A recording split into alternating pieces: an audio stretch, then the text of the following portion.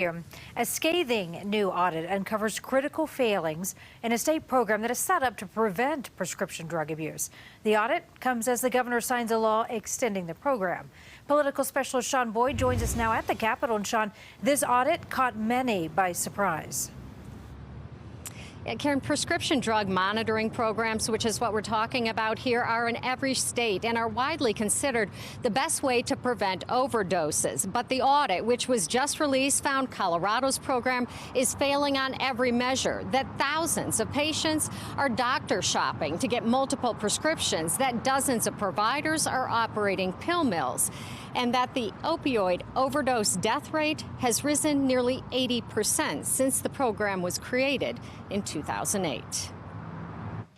Nearly 1,500 people died from opioid overdoses last year in Colorado, a 38% increase in 1 year. Now a state audit finds a program that was supposed to flag doctor shopping in pill mills has failed to do so. We've been working so hard to stop this opioid epidemic, and here is a tool that we counted as in place.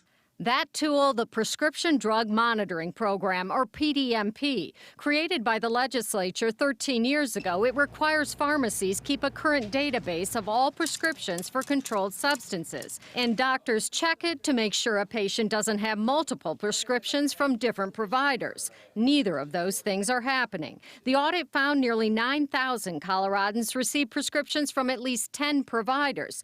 85 doctors wrote more than 3,000 prescriptions. Nearly 20% of prescribers aren't even using the database, and it isn't current because most pharmacies aren't entering prescriptions until days later. As you think about the repercussions, how many people have died from overdoses because of negligence? Senator Brittany Pedersen has led the fight against opioid abuse at the Capitol and wonders how no one caught the problems earlier.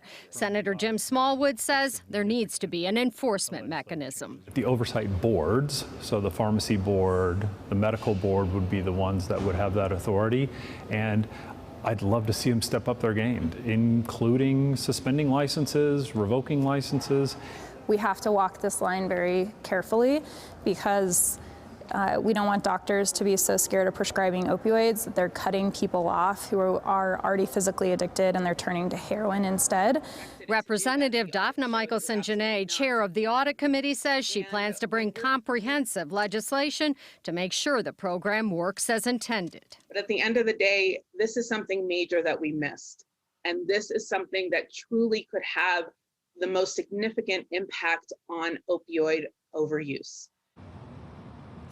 The governor's office says the Department of Regulatory Affairs, which oversees this program, will adopt all of the recommendations in the audit, including possible penalties for pharmacies that don't keep the database current, revoking the medical license of providers who don't check the database or overprescribe, and even consider turning patients who have multiple prescriptions over to law enforcement.